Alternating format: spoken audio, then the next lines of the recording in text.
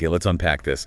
We're plunging into Lilo and Stitch, a movie that, it might seem like just a fun animated thing on the surface. Right. But you start peeling back the layers and, wow, there's a whole universe of interesting stuff. And Right. you've got chaotic alien creations, this little girl dealing with loneliness, and actually some surprisingly deep questions about, well, connection. And what's really fascinating right from the start, especially looking at the script details we have, is how this seemingly simple story manages to weave together these really complex character drives, themes that feel pretty universal, and even some subtle philosophical ideas. Subtly. It really makes you think, how much meaning can be packed into stories we might have just dismissed as kids stuff initially. Absolutely. And for you, our curious listener, that's kind of our goal today, to really get into the heart of Lilo and Stitch. We want to figure out why these characters act the way they do, what bigger messages the movie's trying to send, and maybe even touch on those less obvious, almost philosophical viewpoints that are kind of hidden in there. Sounds good. So, with all that set up, where should we even start with this whole wild story? Yeah. Maybe right at the beginning, with the creation of our favorite little blue agent of chaos. Yeah, perfect place. The opening scenes are so important. They really set the stage for everything else. You've got Dr. Jumba Jukiba. He's in front of the Galactic Council. And his description of Experiment 626 Stitch, as we know him, it's pretty intense. Okay. He lays it out, this ultimate destruction machine. Bulletproof, fireproof, thinks faster than a supercomputer, can, move things with his mind. Telekinesis. Right, telekinesis. And driven by just one single thing, destroy everything. It immediately paints this picture of a creature that seems, fundamentally incapable of anything but causing chaos. Right. Jumba's basically showing off this monstrosity, I think the Grand Councilwoman calls it, his only instinct. Yeah. To destroy everything he touches. I mean, that's quite the intro. But then the story just flips it, doesn't it? He crash lands on Earth, ends up with this really unique little girl, Lilo. And that's where things get really interesting. How does this thing, built purely for destruction, start to, well, not destroy everything? What changes inside him? Well, the huge turning point, the undeniable one, is Lilo. It's meeting Lilo and her whole concept of Ohana. She explains it so clearly, not just for Stitch, but for the audience too. Ohana means family. Family means nobody gets left behind or forgotten. And this idea, it sounds simple, but it's incredibly powerful. It becomes the core conflict inside Stitch. Yeah. He's got this programming telling him to destroy, but at the same time, he's experiencing, maybe for the first time ever, genuine care, acceptance. It's that clash, that internal battle that really fuels his whole development. And you see those moments so clearly where the destructive programming just smacks right into this new feeling of connection.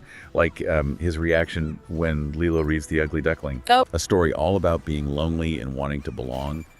It hits him, you can see it hits him on some level he probably can't even understand yet. Exactly. Or his attempts, which are often hilarious but totally misguided, to be a model citizen like Elvis. The Elvis thing. Those aren't just jokes, are they? Yeah. They really show this internal struggle, him trying to figure out these totally opposite poles. Precisely. And there's this underlying fear too, this fear of not belonging. Jumba even touches on it when he's sort of musing, what must it be like to have nothing? Not even memories to visit in the middle of the night. It makes you pause and think about how empty his existence was supposed to be. Yes, dark. And then later, Gantu, he throws it right in Stitch's face, doesn't he? Taunts him. You're built to destroy. You can never belong. Those lines aren't just villain speak. They hammer home Stitch's internal fight and make his eventual choice, his embrace of Ohana, feel so much more earned and, well, emotional. Really makes you wonder, could he have ever changed without Lilo finding him? It really does. You end up feeling for this little destructive alien, even after all the mayhem he causes. Yeah. Okay, so let's flip to the other side of this coin, Lilo herself. What's driving her? Why is she so immediately drawn to this, let's be honest, this bizarre and often dangerous creature? Lilo's motivation, at its core, it comes from this really deep need for connection. She literally asks the universe, I need someone to be my friend, someone who won't run away, maybe send me an angel, the nicest angel you have. That says so much about how isolated she feels, right? Especially with her parents gone and Nani struggling so much.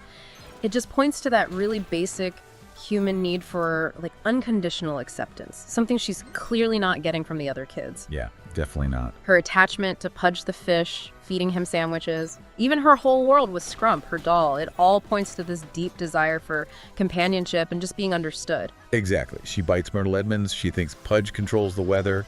She's definitely her own person. But it's also that unwavering belief in Ohana, that idea she got from her dad that's so central to her. And it's kind of amazing how quickly she just accepts Stitch, even with all his weirdness and, destructive tendencies early on. It is remarkable. There's no real hesitation, is there? She just seems to see him as someone who needs a family, maybe like she does. It's almost like she recognizes a fellow outsider in him. That's a really good point. Her acceptance is so immediate, so total. And that becomes this huge catalyst for Stitch starting to change. Now, we can't talk about them without talking about Nani, who's desperately trying to keep everything from falling apart. What's her main driving force through all this chaos? Oh, Nani. Yeah, she's driven purely by this overwhelming need to protect Lilo and just keep their little family unit together. She's under so much pressure, losing jobs, cobra bubbles breathing down her neck, threatening to take Lilo away. Immense pressure. So at first, Stitch is just another huge problem for her, adding more chaos to a situation that's already barely manageable. Exactly right. Her frustration, her, exasperation with Lilo's quirks, and then adding Stitch's constant trail of destruction on top of that, it's completely understandable why she's so stressed. Totally. But what's really compelling is watching her own slow, sometimes really reluctant acceptance of Stitch as, part of their Ohana. That little promise she makes about not yelling except on Tuesdays and bank holidays. It seems small, but it's actually a pretty big step for her. It shows she's willing to adapt, to kind of embrace this completely weird family situation, because ultimately her love for Lilo wins out over her initial, very justified reservations about Stitch. Yeah, it really does. Okay, then you've got the alien contingent chasing him in Jumba and Pleakley. Their reasons for being there start out, let's say, less about family and more about saving their own skins. Oh, definitely. Jumba's main goal is just to catch the experiment, avoid getting locked up forever. Right, which is precisely why you must now bring him back. Exactly. And Pleakley, he's just hilariously obsessed with Earth's endangered mosquito population. So absurd. It is. Their personal goals are almost comically out of sync with the human drama they land in. But then their motivations start to shift, don't they? Which is kind of fascinating. It really is. They start as these unwilling partners, just thrown together, but bit by bit, they actually start to get invested in helping Lilo and Nani keep Stitch. Yeah, they kind of get sucked into the Ohana thing, That too. They even end up risking their own freedom, their ride home, basically. Pleakley's genuine panic at the thought of getting fired after everything they've been through. It really shows that somehow they formed this unexpected bond with this human family. It makes you wonder, at what point did it stop being about the mission and start being about them? Good question. And can't forget Cobra Bubbles. He looms large at the start, this sort of imposing, almost scary figure, ready to break up their family. His initial motivation seems pretty clear-cut. Assess Nani, probably prepared to put Lilo in foster care. His line, "I am the one they call when things go wrong and things have indeed gone wrong," sets a really ominous tone. It does. But then you see this subtle shift in him, don't you? He's observing them, but not just like a cold case worker. He seems like someone who's maybe seen some weird stuff before. Right. He sees the genuine love, the effort, even if it's totally chaotic, that Nani puts in. And it all leads to that key moment where he steps in with the Grand Councilwoman and he drops that line about having saved the planet once. Yeah, the Men in Black nod. Exactly. It hints that he gets unusual situations. Maybe he even feels a bit of empathy for this very unconventional family. Makes you really curious about his backstory. Totally. He goes from being this bureaucratic threat to something more complex, maybe even a reluctant guardian angel type. And then bringing up the rear, there's Captain Gantu. He's pretty much just the antagonist, right? Pure obstacle. Yeah, Gantu seems much more straightforward. His motivation is all about duty, recapturing 626, getting back in favor with Grand Councilwoman after he messed up the first time. He's just relentlessly focused on catching Stitch. Relentless is the word. His persistence, even though he keeps failing, often kind of comically, it's notable. He's driven by that one goal, but he has zero understanding, zero appreciation for the emotional stuff happening on Earth, the whole Ohana being formed. Stitch is just an asset to be retrieved. Okay, so we've kind of dug into the whys for these characters. Yeah. Now let's pull back a bit and look at the bigger themes. What are the main ideas Lilo and Stitch is really exploring? Well, front and center, it's a huge exploration of what family actually means. The whole idea of Ohana. It really pushes back against the idea that family is just about blood ties. Through Lilo, Stitch, Nani, this group thrown together by chaos, we see a chosen family being built, a bond made out of love, loyalty, shared struggle, even though they come from completely different worlds, literally. And Lilo's definition, it just echoes through the whole film, doesn't it? Ohana means family. Family means nobody gets left behind or forgotten. That becomes their mantra, the reason they fight so hard to stay together, even when everything's blowing up around them. Exactly. And Stitch, who is made to be alone and destroy things, he finds his place, his understanding of love, through that very idea. It's such a powerful statement that family is about connection, not just biology. And tied right into that is the theme of acceptance, tolerance. Lilo's immediate, unquestioning acceptance of Stitch, this weird alien creature who's considered defective by galactic standards, it's pretty amazing. It really is. And it's such a sharp contrast to how the Galactic Council sees him.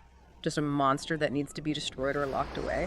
That difference in perspective drives so much of the conflict. Yeah, it really puts a spotlight on how subjective normal or good can be. What one group sees as a monster, someone else embraces as family. And you see that acceptance ripple out, slowly maybe, but you see it in Nani warming up to Stitch, and even Cobra Bubbles kind of giving them his blessing in the end. It suggests that, opening ourselves up to difference can lead to really unexpected positive things. Then there's that classic theme, always interesting, nature versus nurture. Stitch is literally engineered for destruction. That's his nature, right? As Jimba designed him. Supposedly, yeah. But then he lands in Lilo's world and he gets this nurturing environment, love, Ohana, and that becomes this incredibly strong counterforce. The movie does a beautiful job exploring that question. Can someone overcome what they were made to be? Can they choose a different path because of love and connection? Jumba himself even seems surprised by it, right? He says something like, now this is interesting to be a monster, but now he has nothing to destroy. You see, I never gave him a greater purpose. Exactly. It strongly implies that our environment, our connections, can have this massive transformative effect, even on something seemingly predetermined at creation.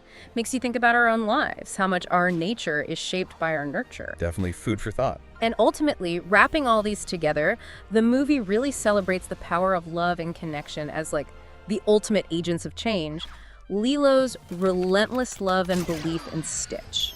That's what kicks off his transformation. The bond between Lilo and Nani, too, holding on through thick and thin, that also underlines this theme. It sends this really hopeful message. Even beings designed for destruction can find a better path through real connection, through belonging to something bigger. It's actually quite profound when you stop and think about it. This little blue alien, built for chaos, finds redemption through love. Yeah. Okay, so we mentioned earlier there might be some more subtle, maybe philosophical ideas tucked away in here. This is where it could get even more interesting. What are some of those left obvious angles? Yeah, they're definitely subtle, not hitting you over the head with it, but you can see echoes of some broader concepts. One is maybe this idea of individuality, or sometimes people call it like a divine spark. Okay. Even though Stitch was made as this flawed, destructive experiment, he clearly has his own unique consciousness, right? He has this potential for change that Jimba didn't even fully count on. And Lilo, she sees past the monster thing. She sees his potential for good. That kind of hints at some inherent worth, some unique spark inside him. That's a really interesting way to look at it. He's defective by their standards. Yeah. But there's something more there, something Lilo picks up on instinctively. Exactly. And another possible layer, maybe more implied, is this idea of transformation, like new beginnings. Stitch's whole journey, from destruction machine to loving family member, you could sort of see it through a lens of like rebirth, a new cycle of existence for him. His original destructive purpose basically dies away and is replaced by this completely new identity and purpose, all thanks to Lilo and their Ohana. So it's not just learning manners, it's like a fundamental remake through relationships. Kind of, yeah. And lastly, the whole concept of Ohana itself, it really resonates with that bigger philosophical idea of universal interconnectedness. How so? Well, the movie basically argues that harmony and understanding can exist even across huge differences like, aliens and humans. It's all about breaking down those barriers we put up, species, origin, whatever, through love and acceptance. It echoes this deeper idea that maybe everything in the universe is connected, and all beings have this potential to connect with each other. Wow. It's genuinely amazing how you can find these deeper layers in what looks like, just a fun kids movie. It really shows how powerful stories can be for exploring big ideas in ways we can all grasp. So as we start to wrap up this deep dive into Lilo and Stitch, what are the main things you hope our listeners take away from this? I think the key takeaways are really the amazing power of Ohana to redefine what family can be. That hopeful idea that nurture, love, can actually win out over a seemingly fixed nature. The absolute importance of acceptance and tolerance for those who seem different. And then these subtle hints of deeper stuff about individuality, about connection that run underneath it all. And hopefully for you listening, you've maybe had that little aha moment, realizing that even a movie like Lilo and Stitch, which is so fun and chaotic, offers these really rich insights into characters, into universal themes, and even these thought-provoking ideas about who we are and how we belong. It's a great reminder that, depth can pop up in unexpected places. Definitely. And we'd encourage you maybe go back and watch Lilo and Stitch again with some of this in mind. Think about how these themes, family, acceptance, change, connection, resonate in your own life, your own understanding of where you belong. Yeah, absolutely. And maybe one final provocative thought to leave you with as you mull this over. If even a creature literally designed, engineered for pure destruction can find love, find a purpose, find a family through connection, what amazing possibilities does that suggest for understanding, for acceptance, for building bridges in the incredibly diverse world we all live in? Something to think about?